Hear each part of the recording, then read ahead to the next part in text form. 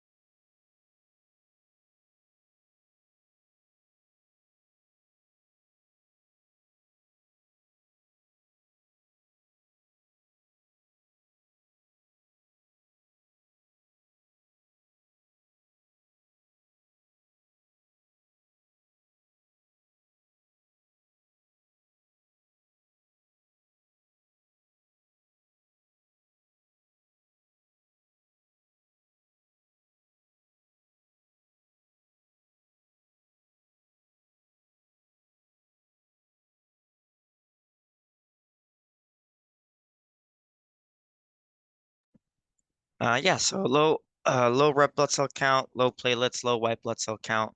Um, we can go in a little bit more detail. So thrombocytopenia, um, we're gonna have anemia, and we're gonna have leukocytopenia. So tell me some signs and symptoms that you would find in the three of these. What do we got?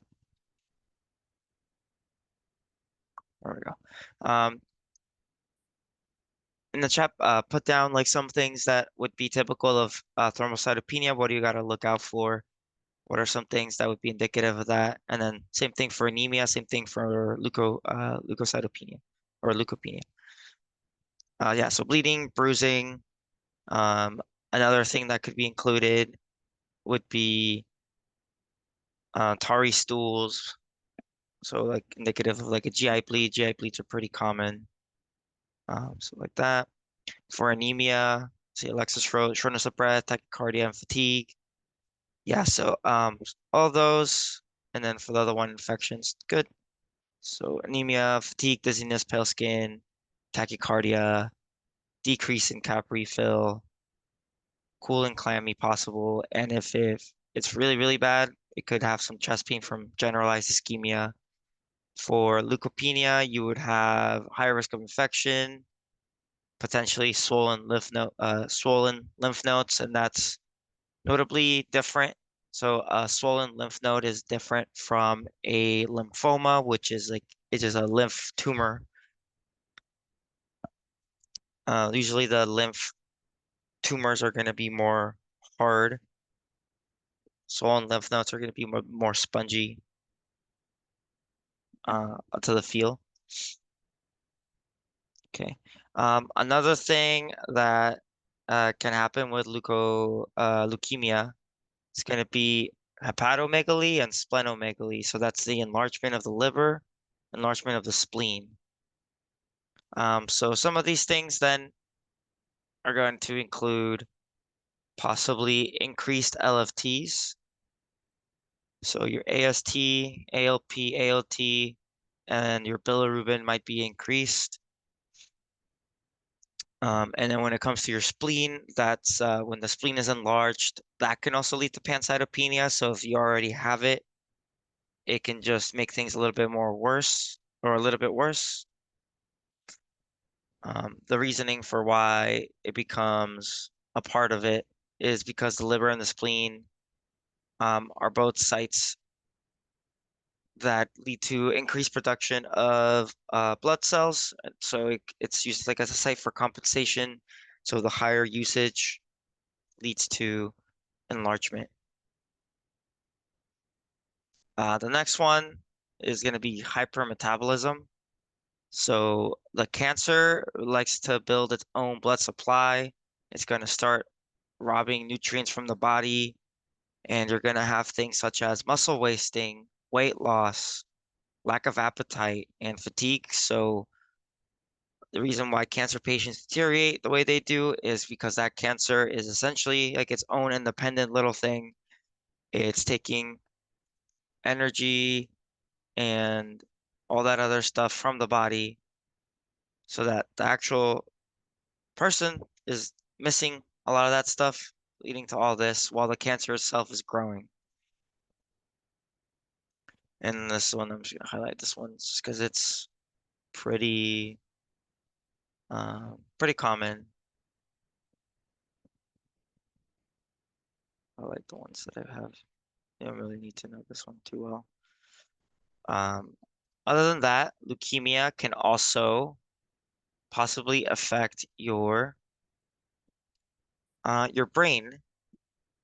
Sometimes the leukemia cells end up making their way to the meninges in order to acquire more nutrients, which can lead to an increase in ICP. And some of the signs and symptoms of increased ICP that could be seen with leukemia include a headache, irritability to light and sound, seizures, and a stiff neck. Something else that can occur is these purple rashes due to the leukemia cells, like I mentioned here, infiltrating the skin. So this is going to be, like I said, it's painless, but it can show up throughout the body. And also generalized bone pain because it is cancer of the bone marrow. So you're going to have bone weakness. Okay. So going back to this, the primary thing, ineffective white blood cell count, pancytopenia, should know some of the manifestations of that. It can affect your liver, spleen, and what does that mean on the person? And knowing that it can infiltrate to the meninges and cause increased ICP, so increased intracranial pressure, leading to stuff like headache, nausea, vomiting, stiff neck, irritability, increased risk of seizures. The primary diagnostic that's going to be definitive is the bone marrow biopsy. It's a cancer of the bone marrow, so extracting a sample from the bone marrow is going to make the most sense. Make sure you know the positioning for a bone marrow biopsy. So you're going to be on your side on a fetal position, and the person's going to feel pressure when the needle gets stuck in order to drain some of that bone marrow for the assessment. Other labs that would be done, your CBC, which would show you some of the stuff we talked about, like the decreased H&H, anemia, high white blood cell count, potentially or low, as it could be low as well, depends on the presentation, and decreased platelet count. When it comes to the high white blood cell count, do you guys know if it is, in the terms of it being high, do you guys know which white blood cell is going to be the one that would be replicated most?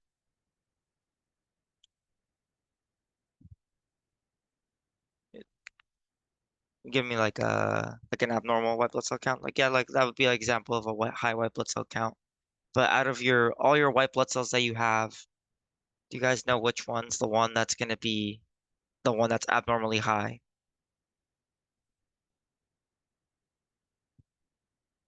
in particular?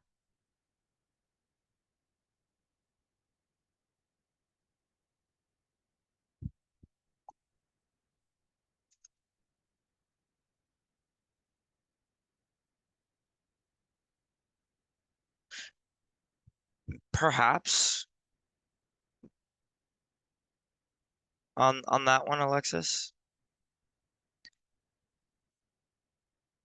Let me see.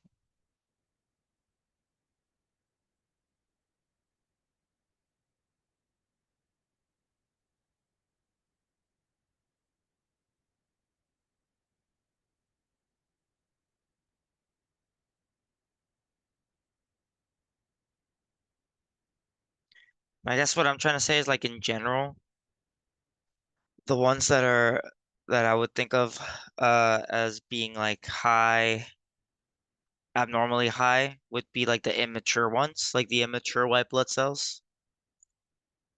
Um, so the mature ones are typically going to be low. Just you're making an abundance of immature white blood cells that don't make it to become mature.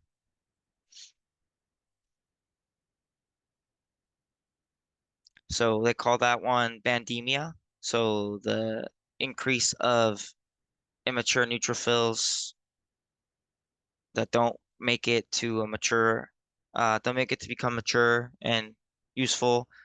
Bandemia is also something that might have been heard before in discussions of like what's called like a shift to the left in terms of infection. Kind of meaning that there's like a sudden increase in immature white blood cell counts. In that scenario, for like a sepsis, it'd be because your body's trying to make a ton of new white blood cells in order to fight infection. In this scenario, a lot of the immature white blood cells, the bandemia part of it, is being formed by the cancer. But because they're immature, they're going to be ineffective for fighting infection, and then in general, they're going to be malformed and things like that.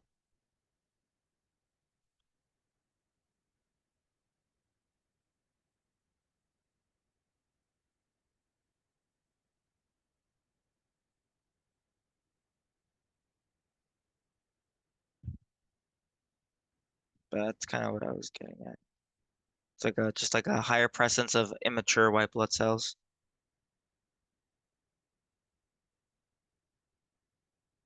There are, the different types of leukemia, like lymphocytic versus myelogenous. Um, but in terms of that, I'll get to it. There's like a really good picture that I have down there for that. But primarily, there is an imbalance of there is going to be an imbalance of these types of this type of white blood cell as well for other purposes, and you don't really need to know the specifics. But one of them leads to an indirect cause of decrease, and the other one is going to be a direct cause of decrease. But in general, you're going to have like a presence of immature white blood cells. Okay.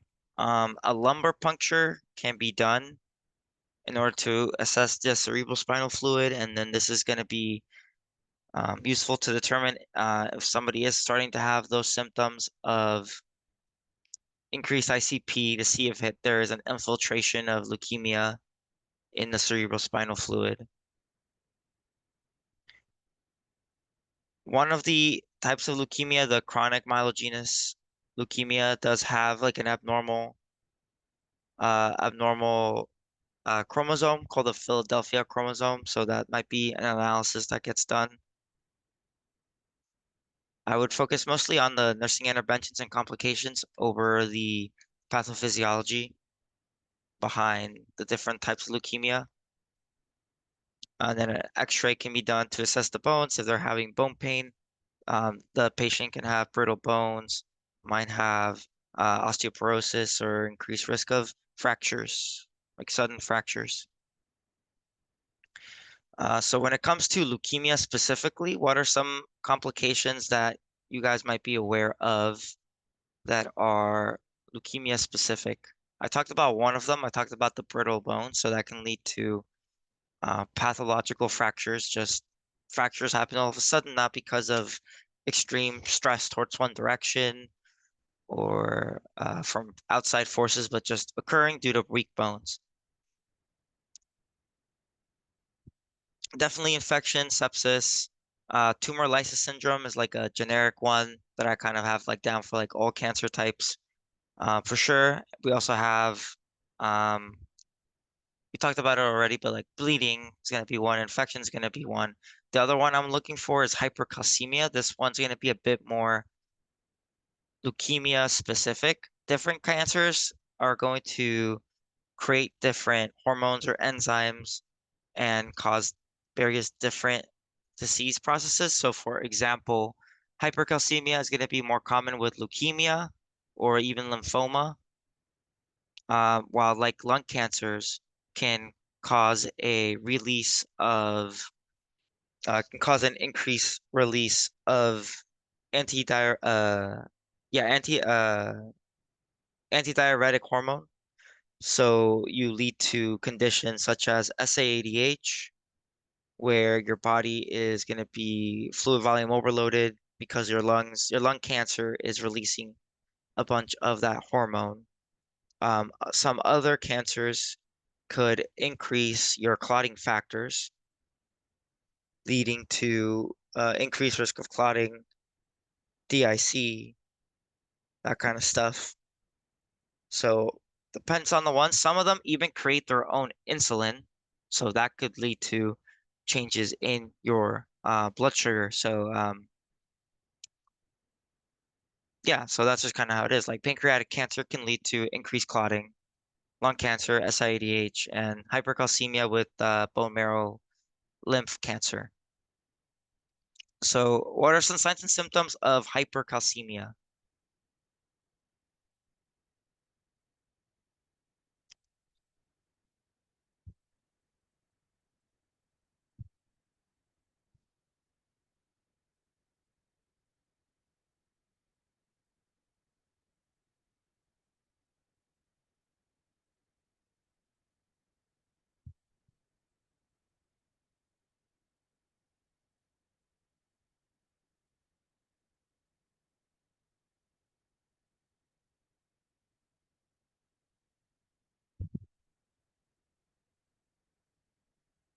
Yeah, so all of those definitely make sense there. Constipation and kidney stones. Um, it's an electrolyte, so there is going to be changes to like muscle contractions and things. So you're going to have decreased GI motility with hypercalcemia. So that's going to be included with like muscle weakness, decreased muscle movement. Kidney stones is because of an increase in calcium in the urine. Uh, and some other things that I kind of want to think about, like altered electrolytes can lead to changes in EKG, so possibly arrhythmias. Confusion can be also one because of the changes of fluid shifts. So we'll do that. Some of the what are some treatments for hypercalcemia that you can encourage a patient to do, or that you could be prescribed to give to a patient? Maybe you've seen it in clinical, maybe not.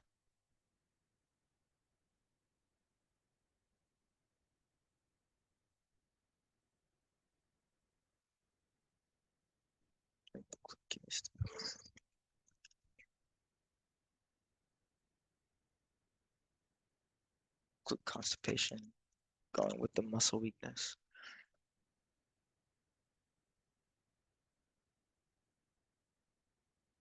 Yeah, so one of the ones that is used is your, well, I'll include, I guess it's gonna include that one I unhighlighted, but yeah, so bisphosphonate is gonna bring calcium back into the bones. So the idea is that this hypercalcemia is occurring, calcium is being taken off the bones, and put into the blood through changes in hormones caused by cancer. This is going to cause it's going to cause the um, extraction of calcium from the bones into the blood supply. So the bisphosphonate is there to put calcium back into the bones. I believe this is caused due to um, uh, effects to your parathyroid gland. And then another thing you can do is flushing things out with IV fluids, lots of hydration. So flushing things out through your kidneys by peeing it out or the bisphosphonate in order to kind of directly put some of that calcium back into the bones, which is obviously then going to help with the decrease the risk of the brittle bones and having fractures that way. When it comes to general cancer complications, I have some of these listed here. Alexis mentioned tumor lysis syndrome. What are some things that you can remember from that? I'm assuming you guys did oncology, like a little oncology one and 220. They did an old 220. I don't remember, or I don't really know if the new 220 has it. Alexis seems to know, so um,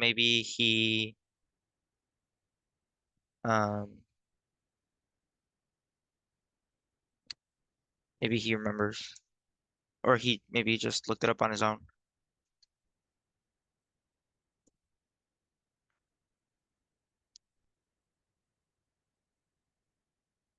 Yeah, so this is going to be tumor lysis syndrome is when you're treating the you're providing treatment too quickly. So you're going to be breaking down a whole bunch of cells, cancer cells, but you're still breaking down a whole bunch of cells. So the destruction of all those cells is going to lead to the release of high amounts of potassium.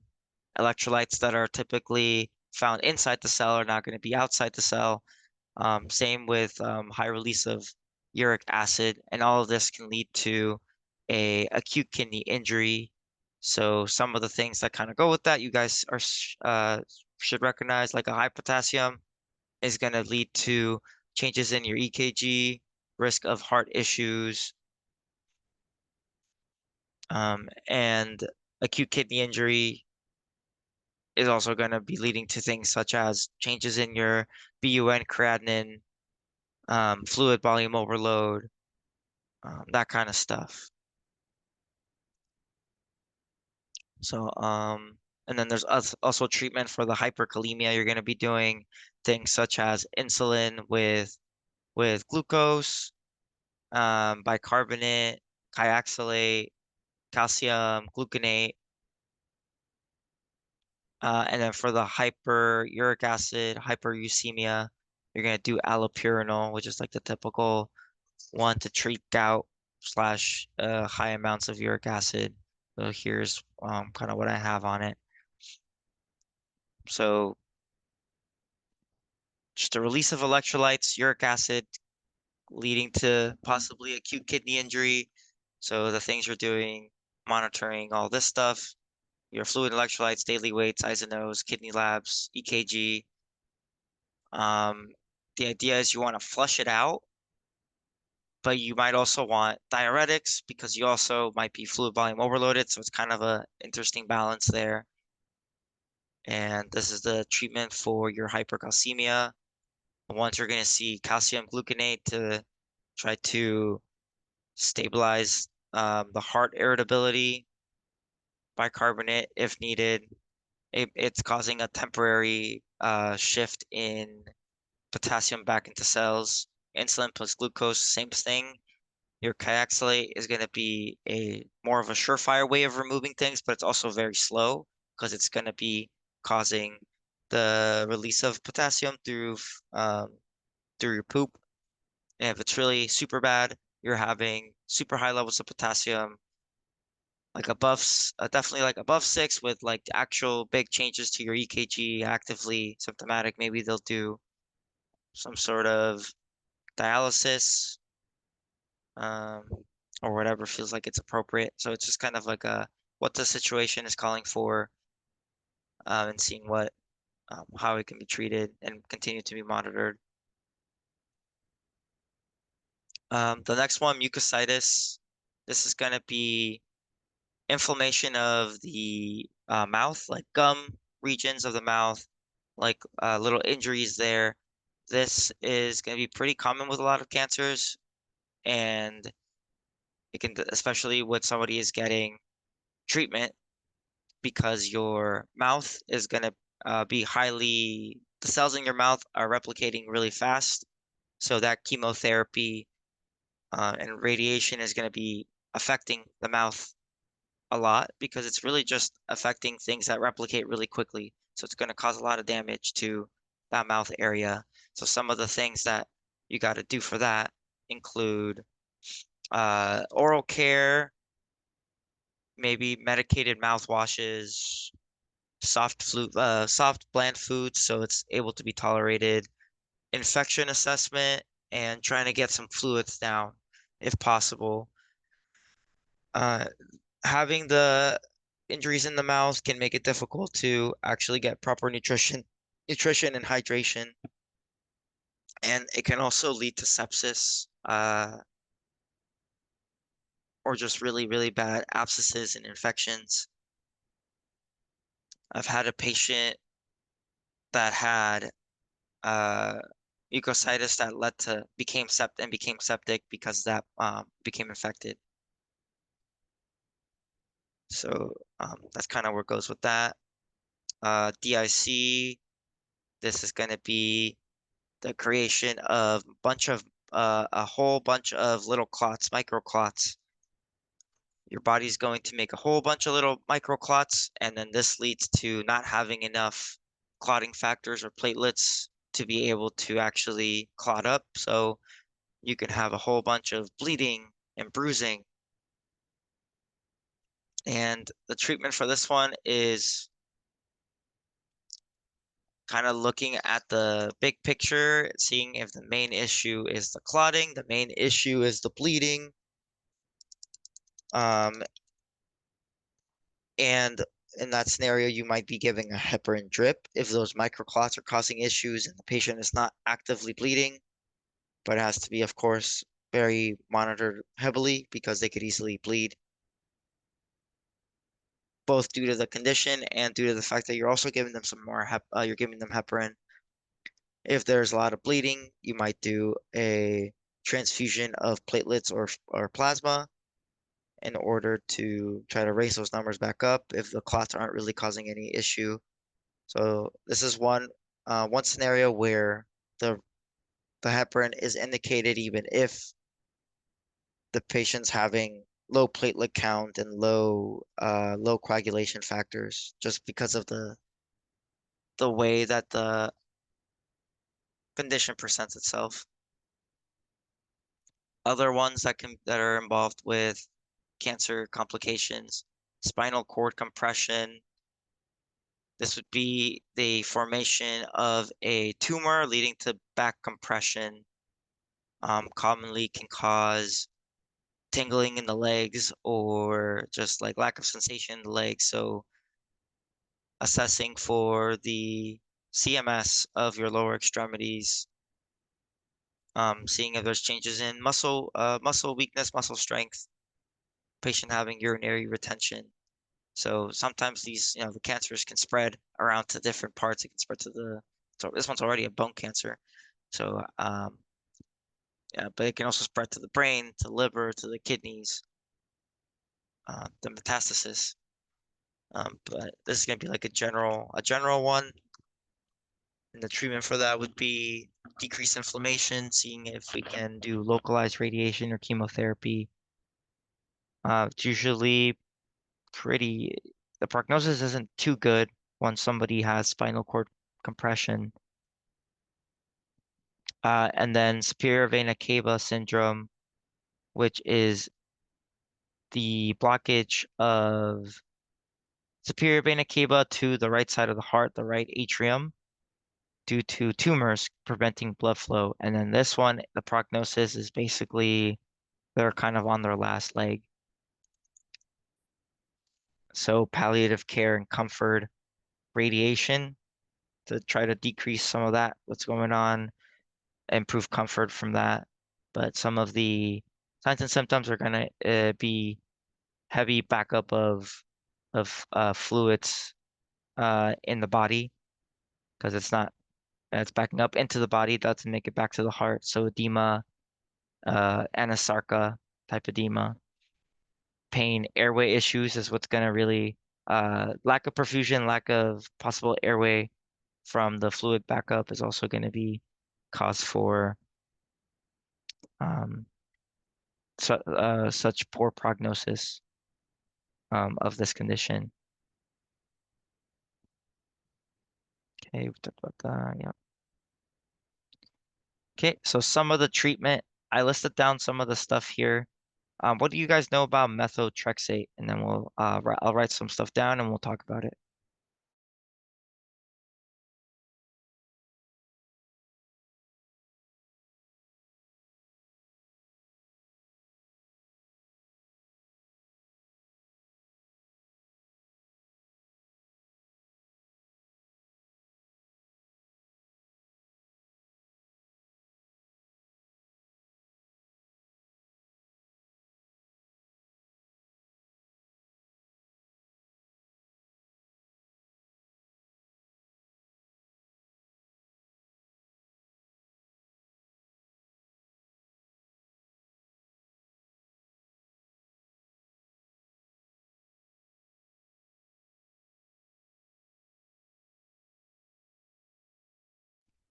Oh, okay. Well then I guess we can discuss it. This is a pretty common uh medication for a lot of things, including cancer.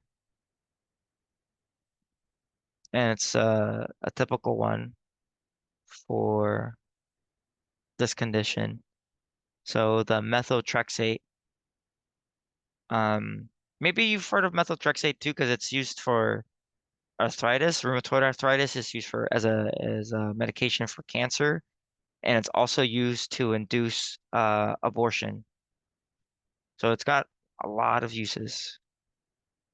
But some of the things that are important for this one's going to cause immunosuppression. So you're going to be looking out for things like low-grade fever. On someone, it's going to become more important to kind of take note of that because they're going to be immunosuppressed, keeping someone, uh, having someone avoid crowded areas because they're higher risk of infection.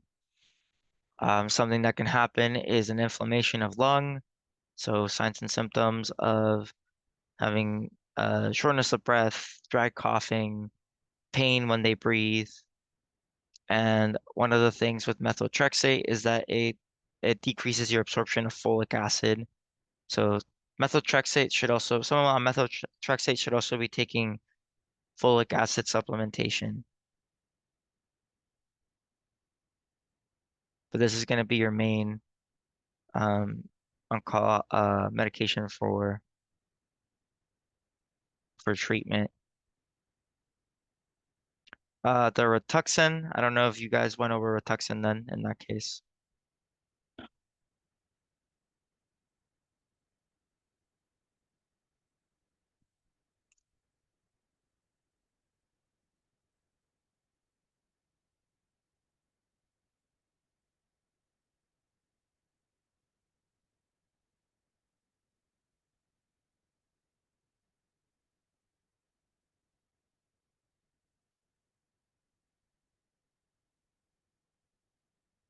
Okay, so the Rituxan is going to be it's a class called the monoclonal antibodies. It's going to target a specific receptor on cancer cells in order to kind of tag them so that your other cells, like your natural killer cells, can come in and start actually destroying some of those cancer cells. Because usually the thing about cancer is that it's technically like a lot of time your body recognizes it as itself, so it doesn't become attacked, and that's how it can continue to grow. Um, it's gonna be the main forms of treatment. What do you guys think about use of antibiotics, antivirals, and antifungals? on somebody with somebody with leukemia.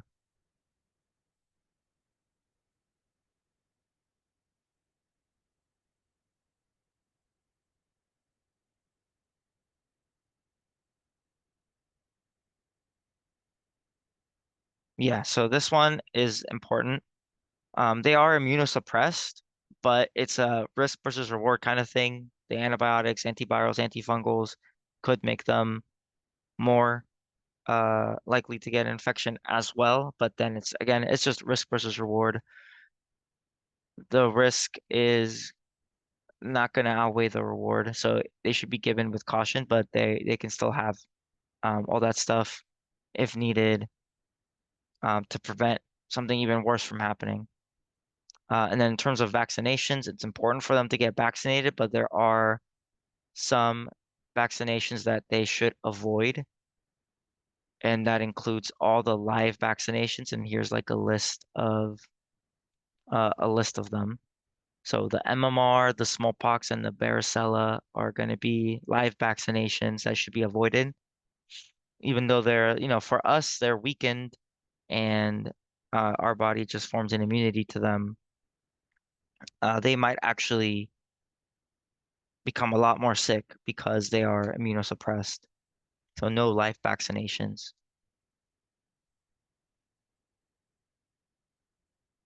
Okay. Here's the picture that I was referring to for the specific types of leukemia. We have the lymphocytic and the myelogenous. So here is the kind of like the split pathway of like a blood cell, a blood stem cell. The lymphocytic side is going to lead to these types of white blood cells, the lymphoblasts leading to natural killer cells, the B and T lymphocytes, while the myelogenous, the myeloblasts, are going to lead to the ones that we commonly see in in your uh in your CBCs like with differential, so the neutrophils, eosinophils, basophils, lymphocytes. Well, lymphocytes are here, um, but you'll see that regardless, you're gonna have imbalances on kind of like both sides, due to different reasons. So one's gonna be indirect, one's gonna be direct. And then the myelogenous kind of part of it also you can see creates red blood cells and creates platelets as well. So the basic idea is that when you have myelogenous leukemia, you are it is directly having an effect on your neutrophils and your platelets and your red blood cells. But when you have lymphocytic leukemia, it's indirect, caused by overcrowding. So you have an overcrowding of cells leading to less creation of these. So your lymphocytic leukemias are going to be less, I guess you could say less acuity than your myelogenous, because this one is going to be directly affecting your red blood cells, platelets, and neutrophils and whatnot, while your lymphocytic is going to be affecting these white blood cells, but it's also going to be, but it will be only indirectly affecting the rest. So direct versus indirect. And then I have the list of the ones that we have: acute versus chronic lymphocytic leukemia. Don't really have to memorize too much specific stuff. The ALL is most common in children. Treatment is chemo, radiation, stem cell transplant. Chronic, more likely in older people. The acute myelogenous leukemia is going to be the most severe and dangerous, like we talked about, because it is going to be causing direct impact on red blood cells, platelets, and some of your main first responding white blood cells. So it's going to require very much long-term, high dose or high levels of treatment of um, for the condition. And then there's also chronic myelogenous leukemia, which is caused by a mutation. That one's by the Philadelphia. chromosome. As you can tell, most of these occur in adults 50 years or older. The only one that occurs more likely in children is going to be the ALL. And this is like a mnemonic I have. Not really a mnemonic, but just like something I used to remember. All kids get cancer, but they get all the treatment. Not all of these leukemias have the same levels of treatment. This one is the most treatable one, and you're able to use chemo, radiation, transplants, stem cell transplants. So in the pediatric rotation, maybe, maybe I've had a patient with acute lymphocytic leukemia, and you might not have seen these on your adult floors. It is what it is. Uh, any questions on leukemia overall that either I can answer or we can look up together?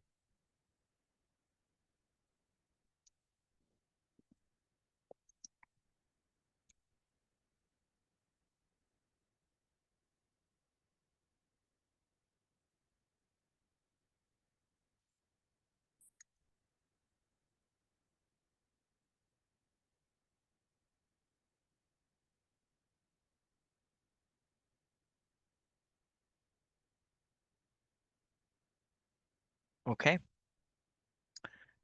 So going over lymphoma, lymphoma is going to be different from leukemia. Lymphoma is specifically the word oma, referring to a tumor.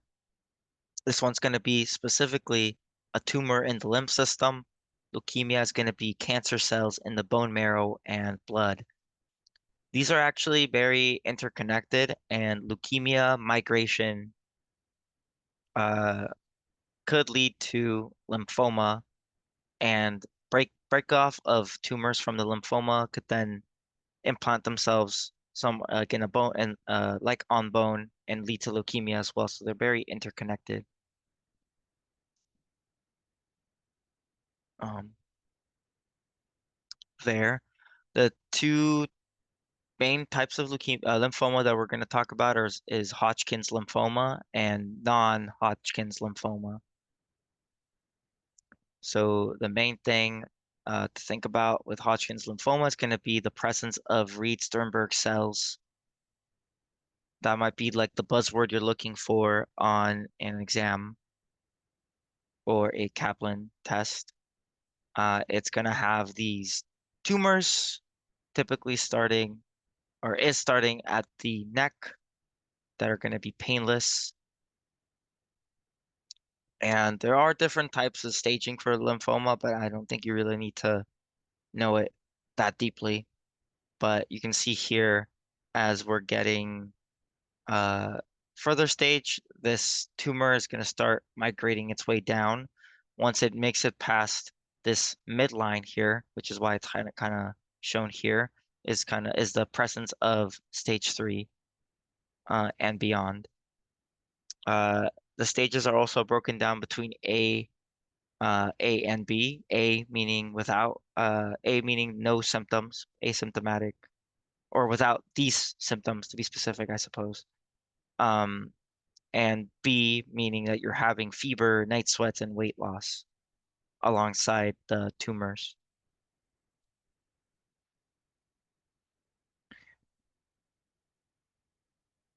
Um,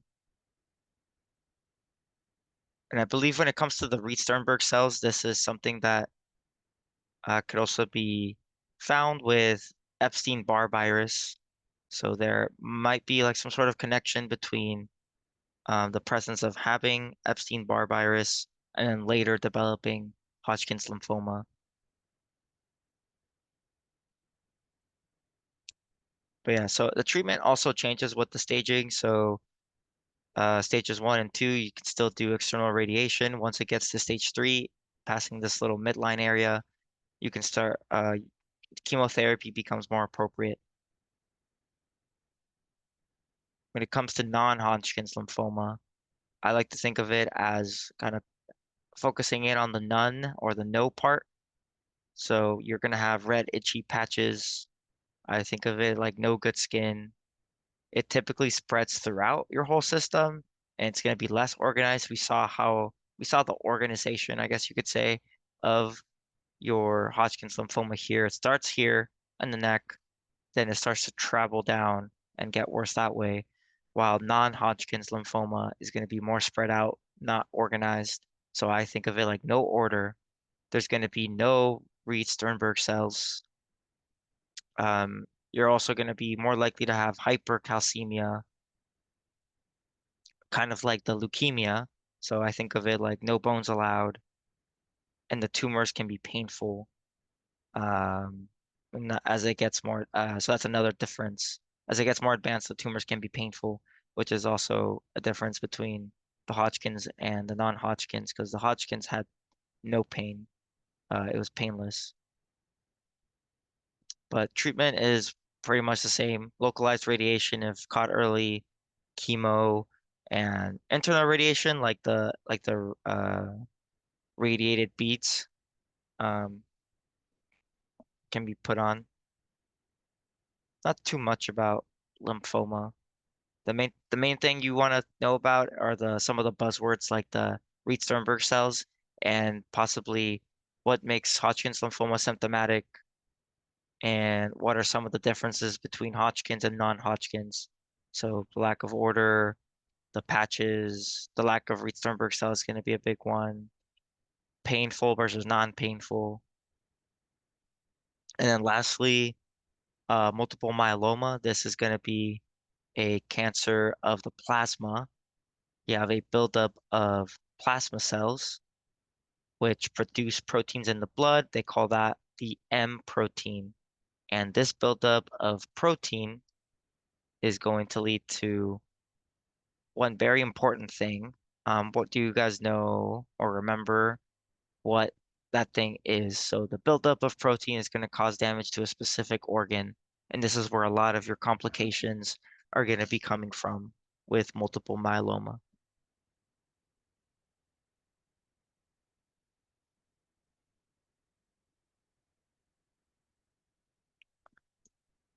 Yeah, so I think hyperviscosity, you're kind of mentioning like increased risk of clotting, and then AKI, so renal dysfunction is going to be one of your big things with multiple myeloma.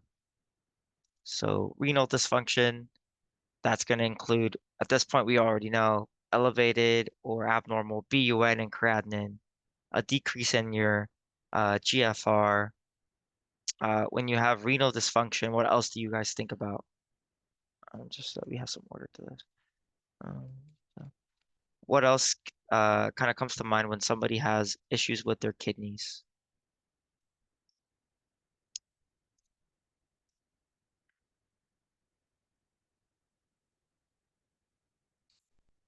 Kind of thinking back to your kidney chapter.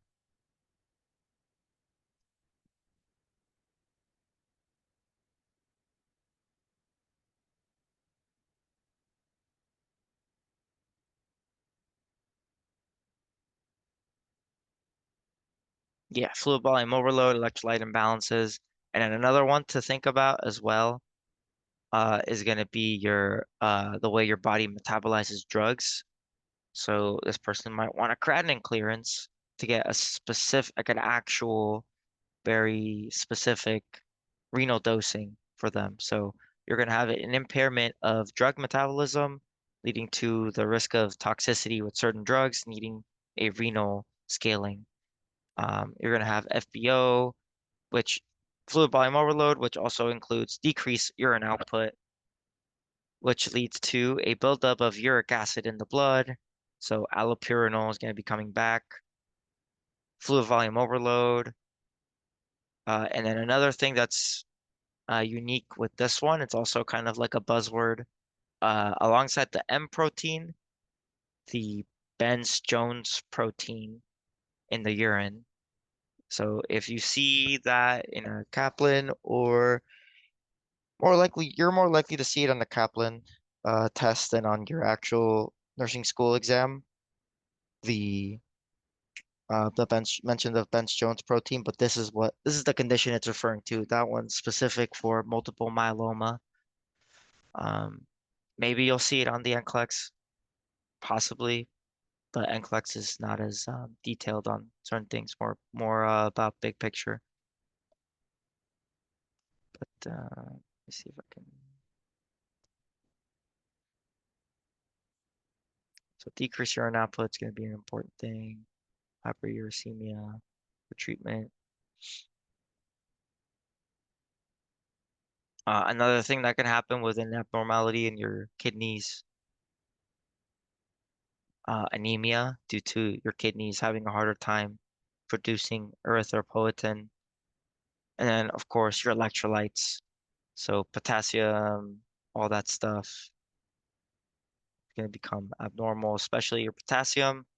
Hyperkalemia, we know we gotta treat quickly, or we gotta act to treat it quickly. We don't replace it quickly or try to remove it. Well, I guess the removal part maybe, but we try to get to it quickly because it can lead to abnormalities in your EKG, possibly lethal arrhythmias. Kidney impairment also leads to delusional hyponatremia from the fluid volume overload, which can lead to seizures once it gets underneath 125. Magnesium as well, and the other electrolytes as well, honestly. An increase of those can lead to arrhythmias as well. So magnesium in particular can lead to torsades de pointes.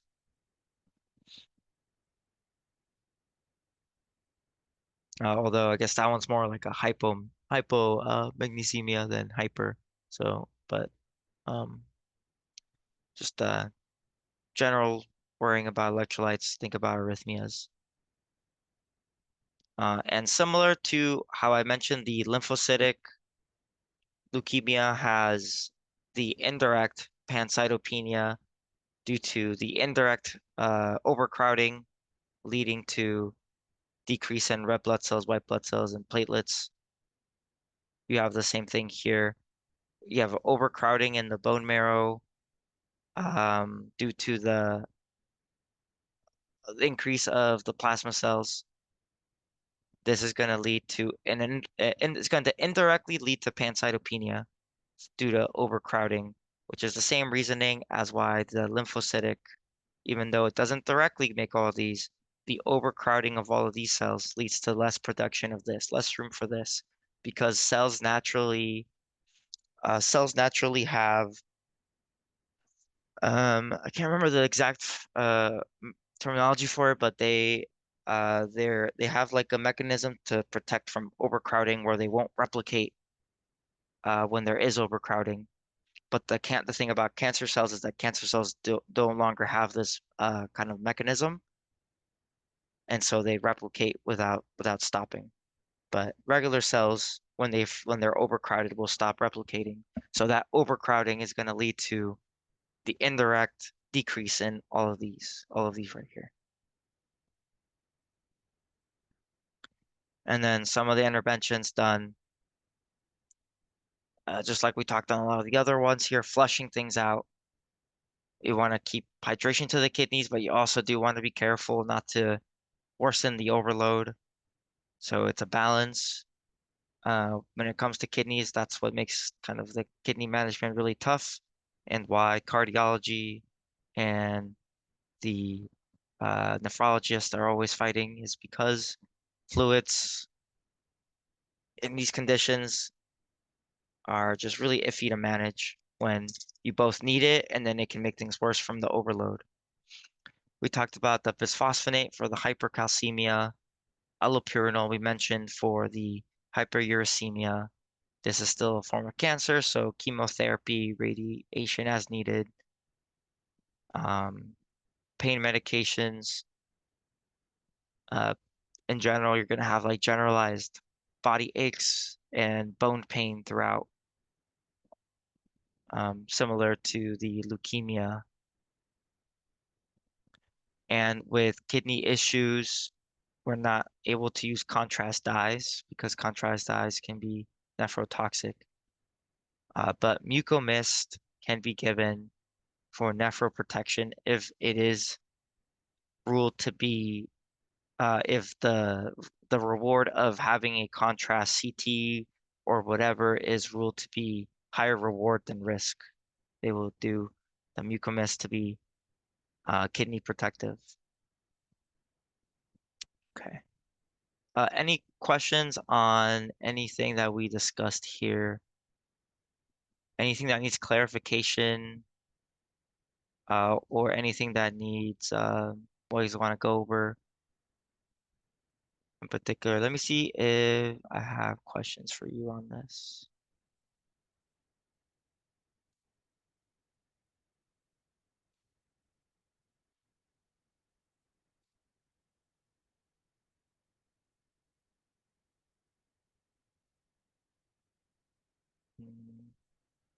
Think not for this specific class, but let me see if I have it on for a different class.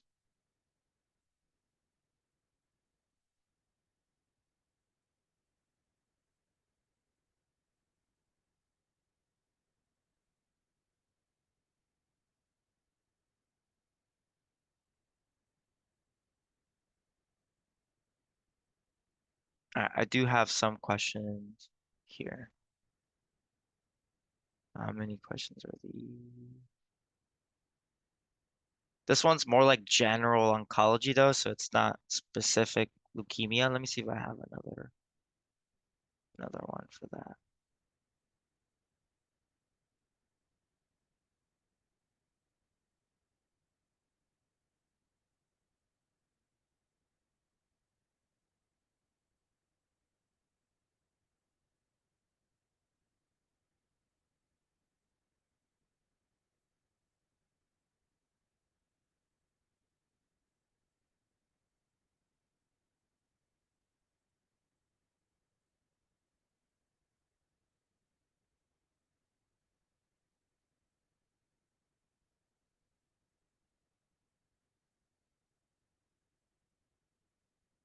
Okay, I do have questions for that.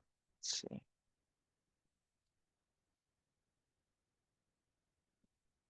I do, but it is pediatrics focused. But I guess you guys are also kind of doing some pediatrics with it, so I guess it kind of works out. Let's see.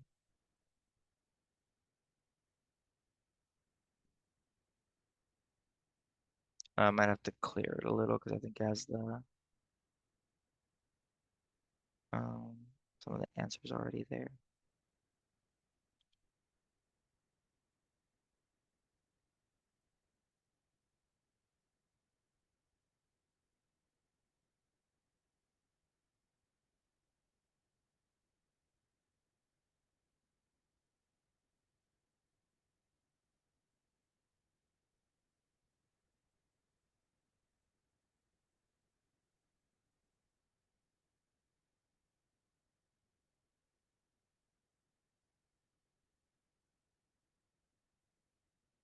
And for the ones that I'm gonna put on the screen in a second, all the answers with rationales are at the bottom.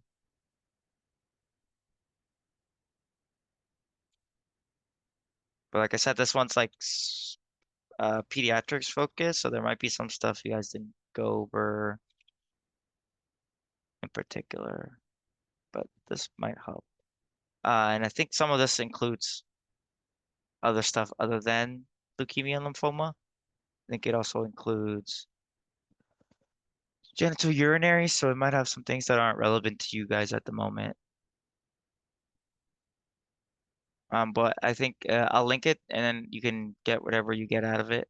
But so I'll link you the oncology one and this one right here. It's leukemia, lymphoma, and then pediatrics, renal, and genital urinary. So just whichever ones you can find a use out of, we can get a use out of that.